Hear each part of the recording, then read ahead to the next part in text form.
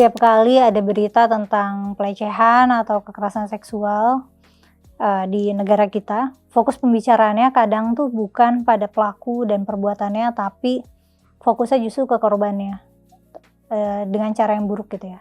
Komentar-komentar yang muncul itu malah ditanya, "Itu korbannya lagi pakai baju apa? Itu korbannya kok sendirian? Kok nggak ditemenin? Itu kok malam-malam sendirian? Itu jam berapa perginya? Jam berapa pulangnya?" Dan sederet pertanyaan lain yang menyimpan asumsi bahwa yang salah itu korbannya, bahwa korban bersalah atas kekerasan yang dialaminya. Nah, ada istilah yang disebut rape culture, dan rape culture ini gitu, atau aku nggak tahu padanan tepatnya dalam bahasa Indonesia, masa budaya pemerkosaan gitu. Nah, rape culture ini bukan tindakan pemerkosaan itu sendiri, tapi sebuah budaya atau sebuah lingkungan sosial yang memungkinkan kekerasan seksual itu bisa terus terjadi dan berulang dan ditolerir. Rape culture itu dibangun dari sikap, ucapan, dan tindakan sehari-hari yang dianggap sepele, yang dianggap bercanda, tapi justru memberikan pemakluman terhadap kekerasan seksual gitu. Misalnya kan sering kan kita bilang ya namanya juga laki-laki, laki-laki kalau dikasih kesempatan ya hal-hal kayak gitulah gitu. Kita mungkin bisa melihat masalah ini dengan apa yang disebut sebagai piramida rape culture. Jadi di lapisan bawahnya itu ada perilaku-perilaku yang dinormalisasi, misalnya candaan yang seksis atau rape jokes ya, candaan tentang pemerkosaan atau catcalling, atau biasanya laki-laki kadang suka kirim gambar titit ngasal gitu, tanpa konsen, tanpa intro, tahu-tahu kirim foto aja, atau komentar-komentar di sosmed yang mereduksi nilai perempuan atau merendahkan tubuh perempuan atau mengobjektifikasi perempuan. Jadi di lapisan berikutnya ada juga mungkin victim blaming. Jadi ketika ada perempuan yang jadi korban, kita nyalahin korbannya, atau ya tadi juga objektifikasi termasuk, dan slut shaming ya. Jadi kalau misalnya ada perempuan yang yang terkesan memberikan sinyal, atau ya bisa apapun lah, pokoknya dianggap sebagai dikata-katain aja dengan biasanya jenis kataan yang khusus ke perempuan kok, kayak semacam ya lonte, pelacur, atau hal-hal yang cacian, makian yang khas dilontarkan ke perempuan gitu. Dan rape culture itu nggak selalu berujung pada pemerkosaan, tapi itu adalah culture yang subur ya, itu adalah lingkungan sosial yang subur yang membuat kekerasan seksual dianggap biasa, bahkan dianggap wajar. Makanya dalam rape culture, kekerasan seksual tuh nggak selalu dipandang sebagai kejahatan serius terhadap tubuh dan martabat manusia. Dan jadinya situasi-situasi yang kayak gitu itu nggak dianggap sebagai hal yang memalukan atau aib atau masalah yang nggak perlu dituntut keadilan. Nah jadinya konsekuensinya beban untuk menjaga nama baik itu seringkali jatuh di pundak korban sendiri gitu, bukan pelakunya. Jadi pelakunya dibiarkan, dimaklumi, atau bahkan dilindungi oleh sistem dan lingkungan sekitar ya. Sementara perempuannya itu berusaha melindungi harga dirinya, malah perempuannya yang harus merasa menjaga harga dirinya gitu. Padahal dia korban. Sementara yang pelakunya ya bisa nyaman-nyaman aja, bebas-bebas aja. Yang distigma adalah korbannya. Komnas Perempuan mencatat bahwa pada tahun 2024 itu ada sekitar 400.000 lebih kasus kekerasan terhadap perempuan di Indonesia, dan jumlah ini meningkat 10% dibanding tahun sebelumnya. Bisa jadi ini mungkin pertanda bahwa makin banyak korban kekerasan seksual yang berani speak up ya, berani lapor. Dan angka ini mungkin bisa juga masih merupakan puncak gunung es gitu. Masih ada korban yang memilih diam karena takut nggak dipercaya, takut dipermalukan, takut mengulang trauma, atau takut menghadapi stigma sosial. Apapun cara kita membacanya, satu hal yang nggak bisa diabaikan adalah bagaimana angka ini mencerminkan kenyataan yang miris gitu. Ratusan ribu perempuan hidup dalam ancaman ganda gitu. Jadi mereka harus tetap menjalani hidup, harus bekerja, belajar, menggapai mimpi, tapi dalam saat yang sama harus was-was terhadap kemungkinan menjadi korban kekerasan seksual. Baik perempuan berangkat dari rumah gitu dengan harapan bisa pulang dengan selamat, karena nggak ada yang bisa menjamin keamanan tubuh mereka gitu. Ada kasus-kasus pelecehan di transportasi umum atau catcalling yang random lah, atau bisa aja tahu-tahu ada laki-laki exhibitionist gitu yang pamer kelamin dia di depan umum. Ya pengalaman seperti ini mungkin sudah umum sekali ya buat perempuan, sehingga sudah nempel dalam insting mereka untuk memitigasi sendiri semuanya gitu. Apalagi ketika sistem sekitar mereka itu yang nggak bisa diandalkan gitu. Siapa sih perempuan yang diperkosa ngelapor polisi? Ada tuh kasus polisi malah merkosa korban yang ngelapor karena dia korban pemerkosaan gitu. Jadi perempuan harus menjaga diri, misalnya mereka bikin semprotan yang bikin pedes mata, atau ngubah rute, atau pura-pura teleponan, atau berbagi lokasi, atau sekedar menahan diri untuk nggak keluar sendirian gitu. Nah, kalaupun ada intervensi sistem, misalnya di Jepang tuh ada dia masang kamera anti groping ya di transportasi umum. Ya ini juga untuk membantu mitigasi aja, yang membantu mencegah atau merekam kejadian, tapi nggak menumpas akar masalahnya, yaitu ya budaya dan sistem yang membiarkan pelecehan seksual terus terjadi gitu ya, mewajarkan pelecehan seksual terus terjadi. Kalau misalnya kita lihat sejarah negeri ini, mungkin salah satu contoh kasus pemerkosaan paling kelam itu adalah kekerasan seksual yang terjadi pada tragedi Mei 98 ya. Dalam situasi kekacauan sosial dan politik, banyak perempuan, terutama perempuan Tionghoa, itu mengalami pemerkosaan dan kekerasan seksual. Dan hasil penelusuran tim gabungan pencari fakta Mei 98 itu menunjukkan ada ratusan korban yang mengalami kekerasan seksual. Mirisnya, Menbud kita itu pernah bilang bahwa tidak ada bukti kekerasan seksual atau kekerasan massal yang terjadi pada tahun 98. Ya ini jelas merupakan budaya pemerkosaan yang dilanggengkan secara sistemik gitu. Ketika negara gagal memberikan keadilan dalam peristiwa sebesar itu, pesan yang sampai ke masyarakat adalah kekerasan seksual bisa dengan gampang dikesampingkan. Korban bisa dilupakan, pelaku tidak harus tanggung jawab. Dan jauh sebelum tahun 98, Indonesia juga punya sejarah kelam terkait praktik perbudakan seksual terhadap perempuan, salah satunya melalui sistem Yanfu pada masa pendudukan Jepang. Jadi diperkirakan antara 5.000 hingga 20.000 perempuan Indonesia, banyak di antara mereka tuh masih belia, itu dipaksa jadi budak seksual bagi tentara Jepang di berbagai wilayah Hindia Belanda sejak tahun 42. Dan hingga hari ini pemerintah Jepang belum memberikan pengakuan penuh maupun permintaan maaf resmi kepada para korban Jugun Yanfu dari Indonesia gitu. Ini berbeda dengan langkah yang lebih tegas yang diambil terhadap korban dari Korea Selatan atau Taiwan. Nah, yang lebih menyakitkan, suara para penyintas Yanfu di Indonesia nyaris nggak pernah mendapatkan ruang yang layak dalam ingatan kolektif bangsa. Mereka ya udah mereka menua dalam diam, mereka membawa trauma tanpa pengakuan dan tanpa keadilan. Dan ketika kejahatan yang sebesar ini nggak dituntaskan, nggak diakui secara resmi, dan lagi-lagi pesan yang kita dapat, jadinya kekerasan seksual tuh ya adalah kasus yang mudah dihapus dari sejarah. Rape culture ini juga hidup melalui adat dan tradisi yang jarang dikritisi. Salah satu contohnya adalah praktik kawin tangkap yang dikenal di beberapa daerah di Sumba, NTT. Jadi praktik ini sering dipromosikan sebagai bagian dari warisan budaya.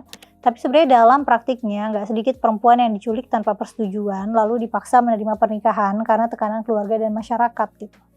Jadi tanpa ribet, seseorang perempuan tuh yang mungkin lagi jalan, lagi aktivitas, terus tahu-tahu mendadak diculik oleh segerombolan laki-laki yang biasanya masih punya relasi kekeluargaan. Nah, meskipun perempuan yang menolak teriak, itu nggak akan diladenin, nggak akan digubris, tetap dibawa lari. Nah, mau nolak susah karena bisa jadi berhubungan dengan martabat keluarga, atau bahkan sesederhana nggak enak mau nolak. Nah, pengamat budaya Sumba, François Hebi, itu menyangkal bahwa kawin tangkap ini adalah budaya turun-temurun. Kawin tangkap katanya adalah praktik yang sebenarnya hanya berlindung di balik tradisi supaya kebal hukum. Rape culture ini tuh bekerja dengan cara mengaburkan batas antara tradisi dan pelanggaran hak asasi manusia. Jadi kekerasan tuh dianggap sebagai bagian dari realitas yang harus diterima. Ya emang kayak gitu. Ya emang jadi perempuan harus gitu, jadi wajar aja laki-laki begitu gitu. Padahal itu mewajarkan kekerasan. Dan bentuk lain dari normalisasi kekerasan seksual itu adalah praktik menikahkan korban dengan pelaku. Yang kadang solusi ini datang dari kepolisian sendiri gitu. Dan tindakan ini dianggap sebagai solusi dari kasus pemerkosaan atau pelecehan. Nah, semua ini biasanya demi menjaga kehormatan, menutup aib, atau memberikan solusi permanen buat korban gitu. Padahal itu semua jauh dari solusi yang sebenarnya, ya solusinya keadilan dan perlindungan bagi korban gitu. Jadi korban udah diperkosa, disakiti, terus malah dijodohin gitu, dijadikan sebagai pasangan hidup pemerkosanya, itu kan kayak itu aneh banget. Ada misalnya ya kasus 2 anak perempuan di bawah umur di Purworejo. 2 anak ini merupakan kakak adik yang menjadi korban kekerasan seksual, dan setelah mengalami ini semua mereka akhirnya hamil dan melahirkan. Kemudian oleh perangkat desa setempat mereka dikawinkan secara siri. Nah, jadi korban justru dipaksa hidup bersama orang yang melukainya. Terus ya udah dia jadi menanggung trauma setiap hari dan kehilangan hak untuk menentukan hidupnya sendiri. Sementara itu ya pelaku terbebas dari hukuman dan bahkan mendapatkan legitimasi sosial. Pernikahan yang seharusnya menjadi pilihan itu berubah jadi hukuman seumur hidup buat korban. Jadi pernikahan anak juga nggak bisa dilepaskan dari pembahasan ini ya. Praktek ini kadang dibenarkan dengan alasan moral atau juga alasan agama supaya terhindar dari zina atau mengikuti sunnah gitu.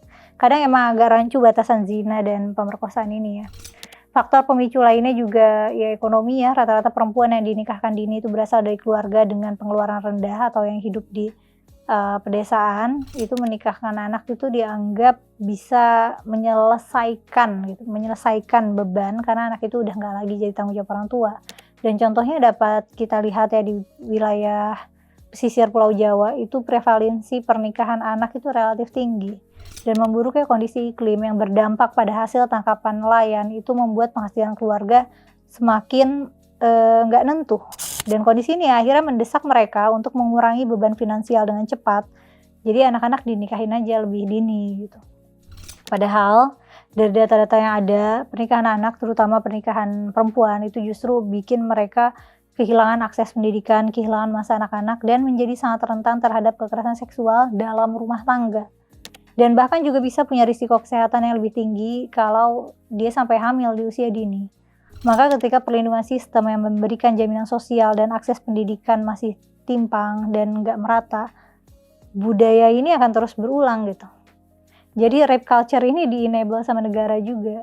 Dan meski data dari Puskapa menunjukkan bahwa angka pernikahan anak di Indonesia itu mengalami penurunan, kenyataannya di Indonesia itu masih berada di peringkat keempat tertinggi di dunia ya, dengan sekitar 25 juta perempuan yang menikah sebelum usia 18 tahun.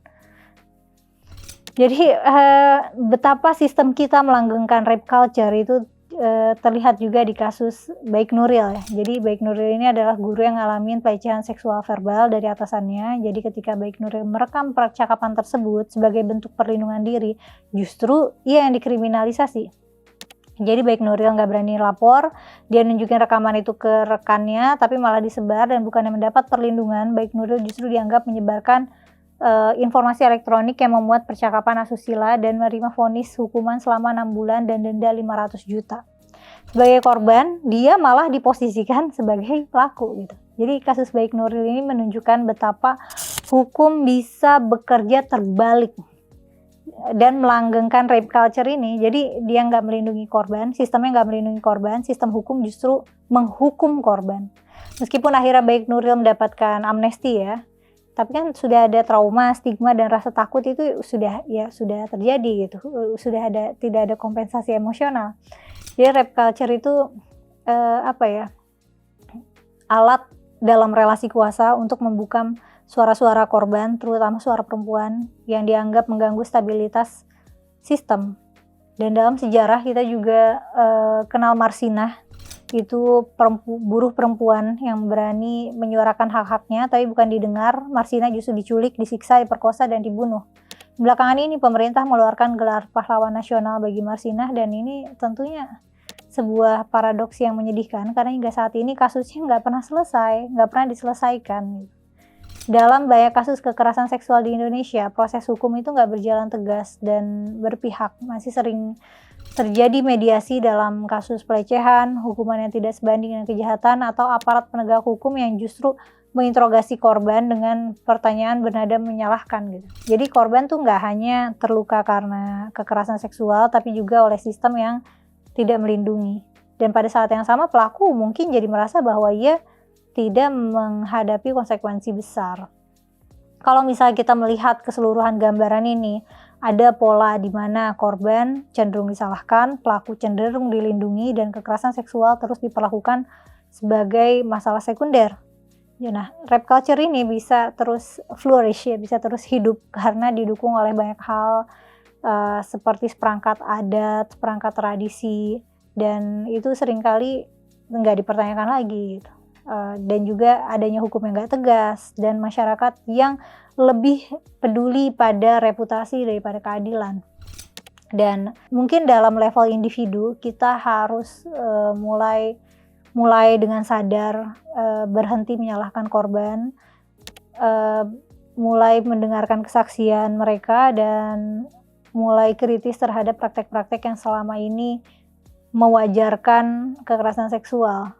Karena kalau misalnya diem itu sebenarnya nggak netral ya. Diem itu justru memperpanjang penderitaan korban dan memberi ruang aman buat pelaku. Jadi selama kita masih mempertanyakan apa yang salah dari korban, bukan apa yang salah dari sistem, bukan apa yang salah dari pelaku, ya udah kita akan terus hidup dengan budaya di mana kekerasan seksual itu adalah hal yang wajar.